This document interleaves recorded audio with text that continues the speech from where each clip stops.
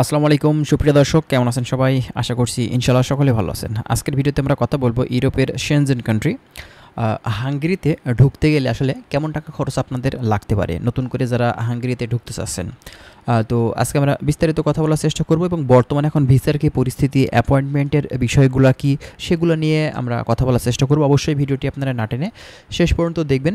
যারা হাঙ্গেরি সম্পর্কে জানতে ইচ্ছুক, আজকের এই ভিডিওটি কিন্তু অবশ্যই আপনাদের জন্য হেল্পফুল হবে। ঠিক আছে, চলুন তাহলে বেশি কথা না বাড়িয়ে আমাদের মূল যে ভিডিও আমরা সেদিকেই ফোকাস করি। আচ্ছা, প্রথমত আপনাদেরকে বলি, হাঙ্গেরি কিন্তু একটি শেনজেন কান্ট্রি। এই দেশটা কিন্তু 2003 সালে শেনজেন হয়েছে। এই দেশটা কিন্তু অনেক ভালো দেশ, অনেক সুন্দর কান্ট্রি। এই দেশটিতে কিন্তু বেশ ভালো একটা অ্যামাউন্টের স্যালারি, আপনি যদি স্কিল ওয়ার্কার হিসেবে সেখানে যান তাহলে কিন্তু মান্থলি আপনি তুলতে পারবেন। ঠিক আছে, এখন কথা হচ্ছে এই হাঙ্গেরি দেশটির কিন্তু টিআরসি পাওয়াটা কিন্তু খুবই সহজ। আপনি যদি বৈধ উপায়ে হাঙ্গেরিতে যেয়ে থাকেন, আপনার টিআরসি কার্ড কিন্তু খুবই অল্প সময়ের ভিতরে আপনি পেয়ে যাবেন। সেটা হতে পারে আপনার দেখা যাবে যে 15 দিন থেকে 1 মাসের ভিতরে কিন্তু আপনি টিআরসি কার্ড হাতে পেয়ে যাবেন। ঠিক আছে, হাঙ্গেরির টিআরসি কার্ডগুলো খুবই তাড়াতাড়ি দিয়ে দেয় কোম্পানি। হ্যাঁ, আর যদি কোম্পানি আসলে টিআরসি কার্ড করতে লেট করে, সেক্ষেত্রে কিন্তু কোম্পানিকে জরিমানা করে আপনার সরকার থেকে। ঠিক আছে, এখানে অনেক কিছু বিষয় আছে, সেজন্যই কিন্তু আসলে হাঙ্গেরির কোম্পানিগুলো টিআরসি কার্ডগুলো তাড়াতাড়ি করে দেয়।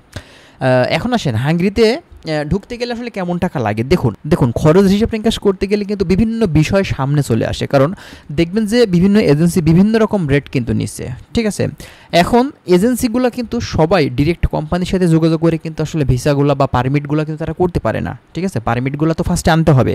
তো তারা যদি ডিরেক্ট কোনো কোম্পানির সাথে যোগাযোগ করে, সেক্ষেত্রে কিন্তু তাদের কম খরচে আসলে আপনাদেরকে নিতে পারবে।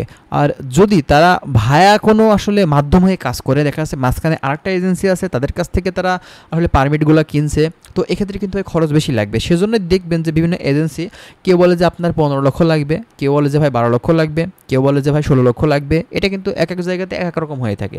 তবে অবশ্যই আপনারা চেষ্টা করবেন বড়সড় ভালো কোনো আরএলভুক্ত মানে রিক্রুটিং এজেন্সির মাধ্যম দিয়ে, যারা বিশ্বস্ততার সাথে মূলত আপনার ইউরোপের ভিসার কাজগুলো করে থাকে, বিশেষ করে হাঙ্গেরির ভিসার সাকসেস আছে বিগত দিনগুলোতে, তো সেমন একটা এজেন্সি আপনারা ধরার চেষ্টা করবেন। তাহলে দেখবেন যে আপনার কিছুটা হলেও কিন্তু কম খরচে ঢুকতে পারবেন। ঠিক আছে, তো এটা মূলত ভাই আসলে মাধ্যমের উপরে নির্ভর করে খরচের বিষয়টা।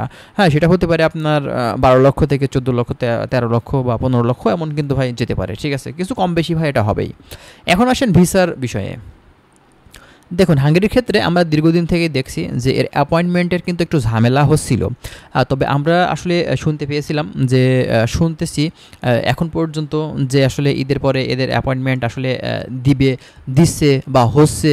তো কথা কিন্তু সত্য, বর্তমানে এখন তারা কিন্তু অ্যাপয়েন্টমেন্ট দিচ্ছে। আমি বেশ কিছু ভাইয়ের সাথে কথা বলে দেখেছি, তারা কিন্তু 19 তারিখে অ্যাপয়েন্টমেন্ট পেয়েছে, 22 তারিখে পেয়েছে, 23 তারিখে পেয়েছে। এই মাসে কিন্তু বেশ কিছু তারিখে কিন্তু অ্যাপয়েন্টমেন্ট দিয়েছে, সেটা আপনার সিজনাল ভিসাতে এবং আপনার ওয়ার্ক ভিসাতে। এটা কিন্তু দুই রকম ভিসারই আপনার হচ্ছে অ্যাপয়েন্টমেন্ট দিয়েছে। তো আপনারা যাদের মাধ্যম দিয়ে যাচ্ছেন, যে এজেন্সির মাধ্যম দিয়ে যাচ্ছেন, ভালো করে একটু খোঁজ খবর নেন, ভালো করে একটু নিউজটা নেওয়ার চেষ্টা করুন যে বর্তমানে এখন আসলেই কি অ্যাপয়েন্টমেন্ট দিচ্ছে কিনা। তো আমরা অবশ্যই বেশ কিছু ভাইয়ের সাথে কথা বলে দেখেছি, তারা কিন্তু অ্যাপয়েন্টমেন্ট পেয়েছে। ভাই, তারা তো ভাই মিথ্যা কথা বলেনি আমাদের সাথে, তাই না? এটা হচ্ছে মূলত কথা।